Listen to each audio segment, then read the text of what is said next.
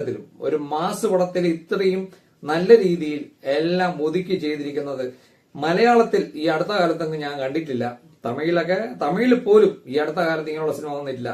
തുടക്കം മുതൽ ഒടുക്കം വരെ 158 മിനിറ്റാണ് റണ്ണിംഗ് ടൈം. 2.5 മണിക്കൂർ കൂടുതലുണ്ട്. ഒരു സെക്കൻഡ് പോലും ബോറടിക്കില്ല. ബോറടിച്ചു എന്ന് പറഞ്ഞിട്ടുണ്ടെങ്കിൽ അത്യാവശ്യമായിട്ട് ഏതെങ്കിലും മാനസിക രോഗ വിദഗ്ധനെ കാണാൻ പോവുക എന്നേ പറയാനുള്ളൂ. ഈ സിനിമയൊക്കെ ബോറടിക്കുന്നു എന്ന് പറഞ്ഞാൽ സങ്കല്പിക്കാൻ പറ്റത്തില്ല. അതുകൊണ്ട് ഞാൻ പറഞ്ഞല്ലോ, നിങ്ങൾക്ക് തിയേറ്ററിൽ ഒരു വൻ എക്സ്പീരിയൻസ് കിട്ടണമെങ്കിൽ ധൈര്യമായിട്ട് ഈ സിനിമ കാണാൻ പോവുക. പിന്നെ സ്ത്രീജനങ്ങൾക്ക് അത്രയ്ക്ക് സാറ്റിസ്ഫൈങ് ആയിട്ട് വരില്ല സിനിമ. കാരണം അവരെ തൃപ്തിപ്പെടുത്തുന്ന രീതിയിലുള്ള രംഗങ്ങൾ വളരെ കുറവാണ്.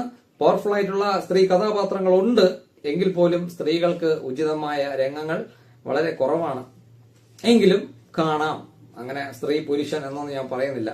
ഒരു ഭയങ്കരമായ ഒരു എക്സ്പീരിയൻസ് ആയിരുന്നു അനന്തൻ ഗാഡ്. ടെക്നിക്കൽ ലെവലിലും പ്രൊഡക്ഷൻ ക്വാളിറ്റിയിലും ആർട്ടിസ്റ്റിന്റെ പെർഫോമൻസിലും കഥ, തിരക്കഥ, സംഭാഷണം, സംവിധാനം, എഡിറ്റിംഗ്, എല്ലാ തരത്തിലും ടെക്നിക്കലി ആയാലും അല്ലാതെയാണെങ്കിലും ഞാൻ പറഞ്ഞല്ലോ, ഒരു ടോപ്പ് ലെവൽ തിയേറ്റർ എക്സ്പീരിയൻസ്, ഒരു കിടിലൻ തിയേറ്റർ എക്സ്പീരിയൻസ് ആണ്. ആർട്ടിസ്റ്റ് നമ്മൾ ഞെട്ടിക്കുന്ന രീതിയിലുള്ള പ്രകടനങ്ങൾ കാണാം.